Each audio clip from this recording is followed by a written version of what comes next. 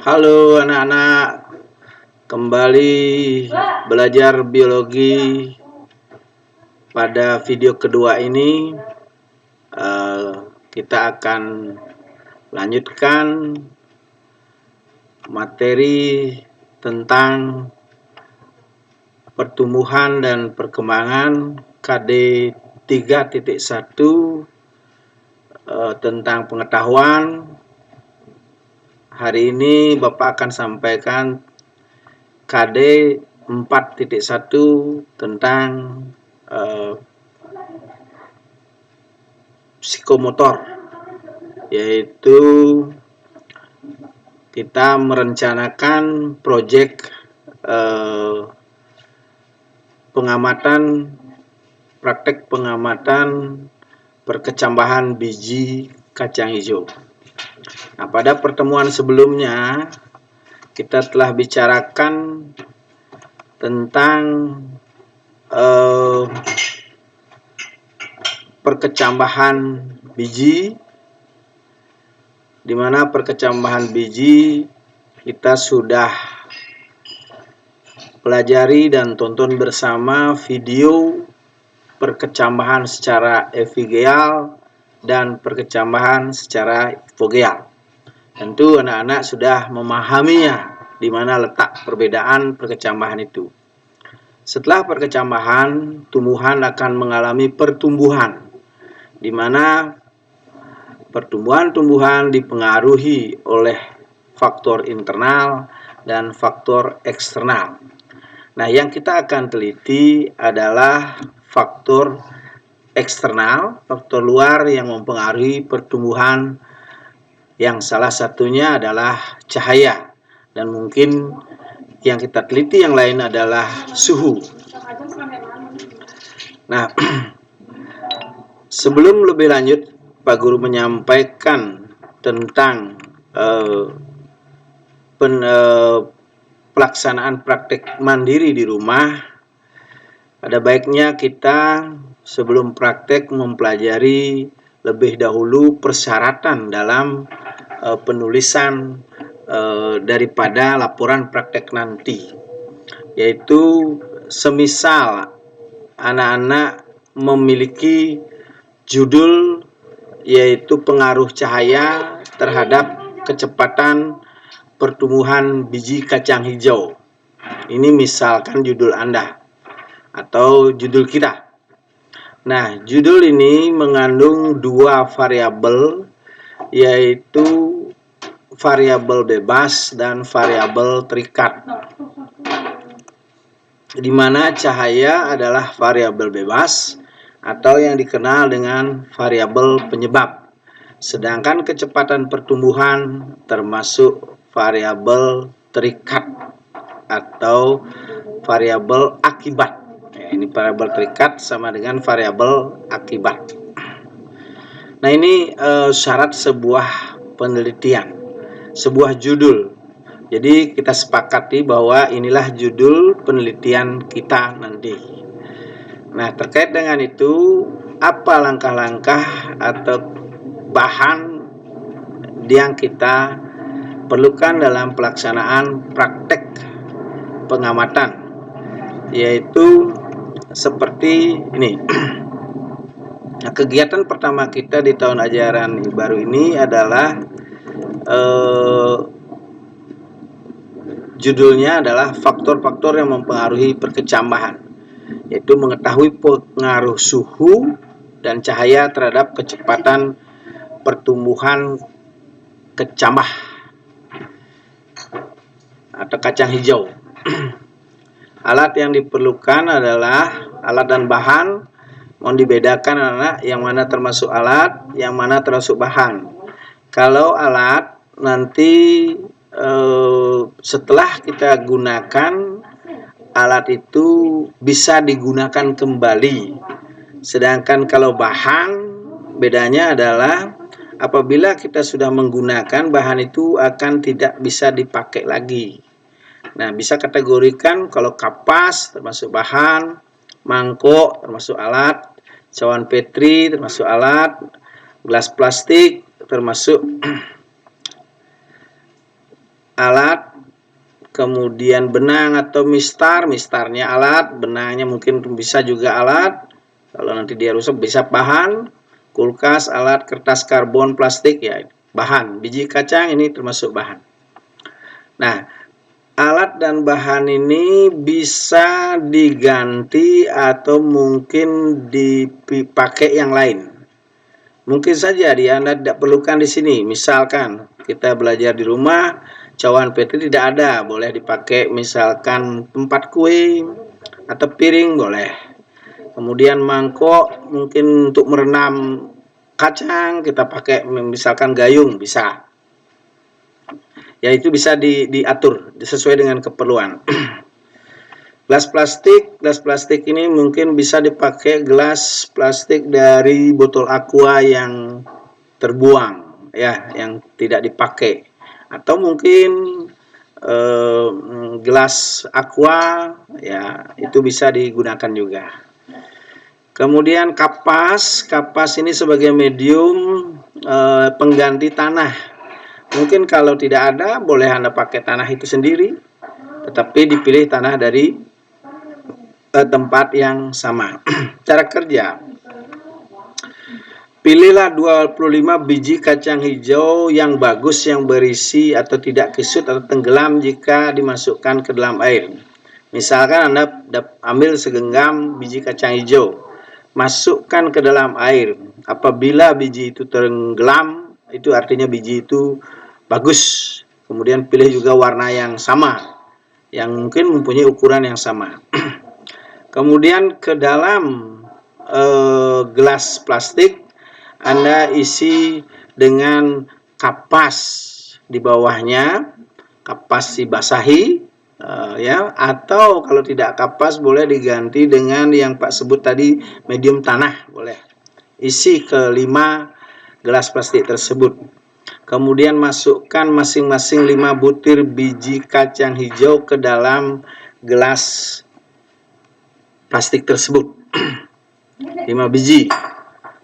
Beri label gelas plastik dengan tulisan 1A, 1B, 1C, dan 2A, 2B, dan seterusnya. 2A sampai 2B saja, ya. Dengan keterangan sebagai berikut. 1A untuk percobaan pengaruh suhu diletakkan di suhu normal, ya, di luar biasa. Mungkin di meja biasa, tapi hati-hati, dijaga tidak diganggu oleh hewan, mungkin kucing, tidak diganggu oleh Anda punya adik atau siapa yang menganggap dikasih tahu biar tidak diganggu. Yang kedua, di pengaruh suhu diletakkan panas pada suhu panas. Di belakang kulkas itu ada tempat yang mempunyai suhu yang sedikit panas di sana, ya.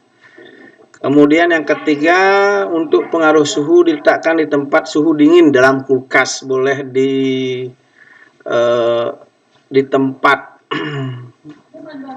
yang bukan untuk esnya, ya, yang di luar, ya, yang bukan untuk membuat es batunya, bukan. Kemudian untuk 2A, untuk percobaan pengaruh cahaya dibiarkan di tempat terbuka, ya, di alam terbuka. Kemudian untuk pengaruh cahaya di tempat yang gelap bisa diisi kertas karbon atau plastik hitam, atau Anda masukkan dalam dus kemudian ditutup rapat sehingga tidak ada cahaya masuk. Nah, bagaimana melihat kalau tutup rapat? Ya, sekali-sekali hari pertama boleh dibuka, lalu tutup rapat. Kemudian catat suhu yang digunakan pada percobaan 1, 2, 3. 1A, 1B, 1C. Kemudian amati perkecamahan dan proses pertumbuhan kecamah pada kelima gelas selama 6 hari. Mulai percobaan dihitung hari pertama. Pada saat kita membuat percobaan ini adalah hari pertama kita melakukan percobaan. Tentu pada hari pertama belum ada pertumbuhan. Mungkin besoknya sampai kurang lebih 1 minggu, ya, hari ke-6. Jaga kapas agar selalu basah. Jika kering tambahkan air. Ya, basah, jangan sampai juga terlalu terendam, yang penting basah. Kemudian catat kapan mulai berkecambah, bandingkan panjang rata-rata kecambah dan hitung jumlah kecambah yang hidup selama 6 hari di kelima gelas tersebut.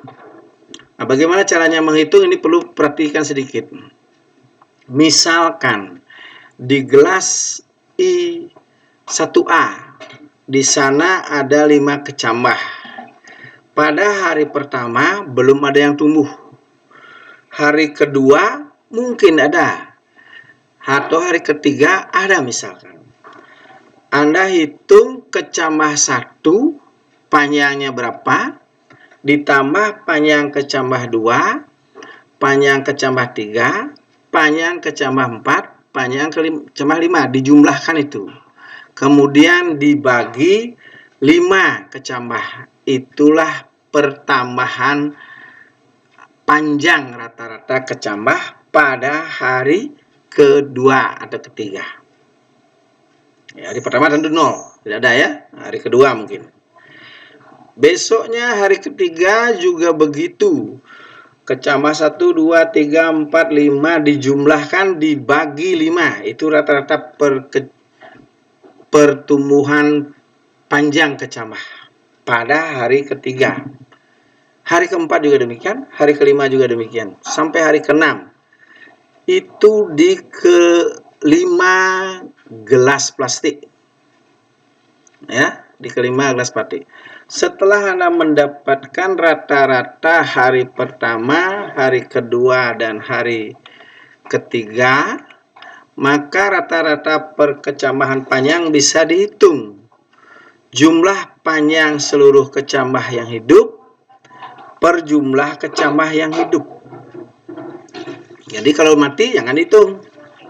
Jadi dibagi yang hidup ya, dibagi yang hidup. Misalkan hari ketiga yang hidup hanya 4 dibagi 4. Itu seterusnya. Kemudian hasil pengamatannya bisa dimasukkan dalam tabel pengamatan. Ini tabel yang pertama, tabel pengamatan percobaan pengaruh suhu. Masukkan suhunya, catat berapa, kapan hari saat mulai berkecambah, rata-rata panjang kecambah setelah hari ke-6, ya, masukkan datanya di sini.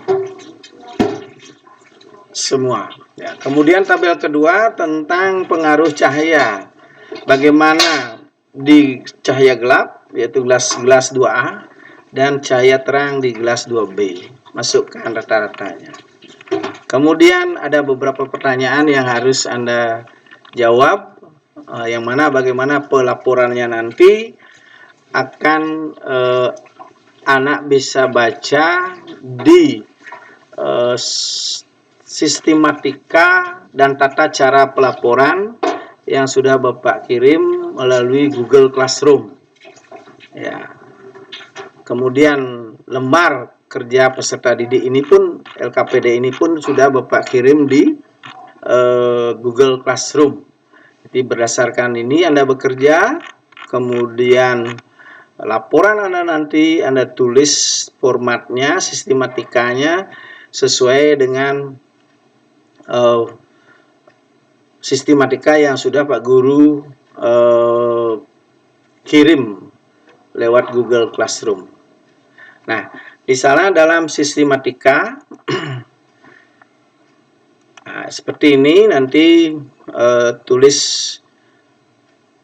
Anda pertama adalah buat halaman pengesahan, ya, tulis nama Anda, Nison kelas. Nah, di sini ada mengetahui guru Bapak sendiri, kemudian salah satu wakasek, boleh Anda pilih wakasek kesiswaan, Pak Eka Mahendra, wakasek humas, Pak Made Gunawan, wakasek sarana, Pak Putu Gede Bawoyaso, wakasek kesiswaan, Pak Mustano, dan wakasek kurikulum ya Pak Eka Mahendra ya. Nah, kemudian sudah Bapak tulis juga mengetahui kepala sekolahnya dengan NIP ya, sudah lengkap, cuma Anda tinggal melengkapi ini. Kemudian bab 1 berisi pendahuluan, berisi latar belakang, tujuan praktikum, manfaat praktikum. Latar belakangnya mungkin Anda bercerita dulu tentang pertumbuhan-tumbuhan, kemudian tentang perkecambahan biji, kemudian mengerucut faktor yang mempengaruhi perkecambahan biji secara internal dan eksternal. Eksternalnya adalah yang kita pakai dua tadi, yaitu suhu dan cahaya. Jadi membuat pendahuluan yang latar belakang dari hal yang sifatnya umum, kemudian lebih khusus kena pada faktor eksternal yaitu suhu dan cahaya. Nah, itu apa manfaatnya, silahkan tulis. Kemudian bab 2 tinjauan pustaka, cari di berbagai literatur tentang pertumbuhan biji, yaitu kemudian metode praktikum bisa Anda lakukan tentu di rumah. Kapan mulainya? Nah, kapan mulainya? Praktikum ini mulai di hari Kamis tanggal 6. Hari Kamis tanggal 6 Agustus sampai berakhir nanti setelah 6 hari. Ya, di mana Anda melakukan? Di rumah Anda sendiri. Alat dan bahan sudah ada di prosedur dan prosedur kerja sudah ada di LKPD-nya, lembar kerja peserta didik. Kalau bahasa lamanya adalah LKS. Kapan laporan ini dikirimkan? Karena situasi belajar seperti sekarang, Anda bisa kirim laporan lewat Google Classroom, lewat email Pak Guru juga bisa, di akhir bulan Agustus. Jadi masih ada waktu untuk penulisan laporan di rumah sampai 31 Agustus. Ya, kemudian hasil pembahasan, bagaimana hasilnya, bagaimana hasil pengamatannya, tabel tersebut, bagaimana pembahasannya, Anda yang menguraikan sendiri, mendeskripsikan sendiri. Penutup berisi kesimpulan dan saran. Daftar pustaka, daftar pustaka silahkan dari buku atau sumber yang Anda ambil, boleh juga dari internet. Kemudian di lampiran berisi pertanyaannya yang ada di LKPD, di LKS ya. Kemudian jawabannya Anda tulis di sana. Kemudian foto kegiatan. Jadi foto kegiatan, dokumentasi kegiatan yang difoto adalah alat dan bahan. Kemudian difoto hari pertama, hari kedua, hari ketiga sampai ke-6. Ya, sampai Anda menulis laporan. Silakan didokumentasi sebaik-baiknya adalah kreatif Anda sendiri. Bagaimana bentuk lampirannya? Apakah dijadikan satu halaman 2-3 foto, diisi keterangan foto di bawahnya. Ingat, foto itu harus berisi keterangan kegiatan supaya terjadi komunikasi antara yang melihat foto yang Anda berikan. Kemudian demikian juga tabel hasil pengamatan tidak harus terpaku pada tabel yang Pak Guru berikan. Boleh Anda inovasi-inovasi, boleh buat tabel bentuk lain tetapi mudah dimengerti oleh yang membacanya. Nah, demikian yang Pak Guru bisa sampaikan untuk pertemuan atau video pembelajaran yang kedua ini. Jadi pelajari baik-baik, cari sumber lain yang bisa mendukung Anda untuk melakukan praktikum. Kalau terjadi kesulitan, boleh komunikasi dengan teman, boleh komunikasi dengan Pak Guru melalui beberapa media sosial, misalkan seperti WhatsApp ataupun Instagram ataupun Facebook. Sebaiknya lebih bagus, lebih cepat kita bisa pakai WhatsApp atau Line. Kira-kira demikian untuk penyampaian program pembelajaran kita di rumah. Dan selamat mencoba.